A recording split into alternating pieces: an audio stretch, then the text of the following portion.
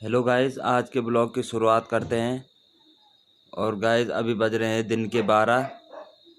और ये गाइस मैं गांव में आया था, यहाँ पे हमारा पनियारा था। मैंने आपको पिछले ब्लॉग में भी दिखाया। ये मैं नहाने आ रखा था गाइस अभी यहाँ जंगल से। अभी मतलब सभी लोग यहाँ घास लेके आ रहे हैं गाँव के। और यहाँ पे मेरे दादाजी लोगों का मकान भी है, इधर पुराना मकान। आइए उनसे बात करते हैं और उनसे जानते हैं।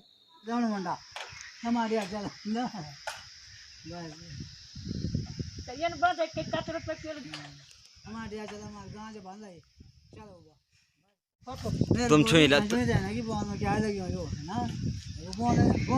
समय आए तब मोहन लगे होता नहीं यार हां नहीं खोले ताने पाना ये गांजा साहब ये बना अब लेटरिंग गांजा, सही बात। अब लेटरिंग गांजा बढ़िया भाई, ये थोड़ी अब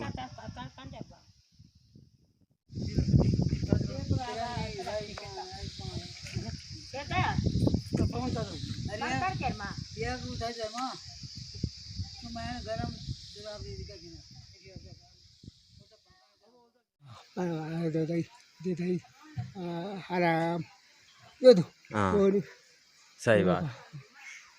hai ba udah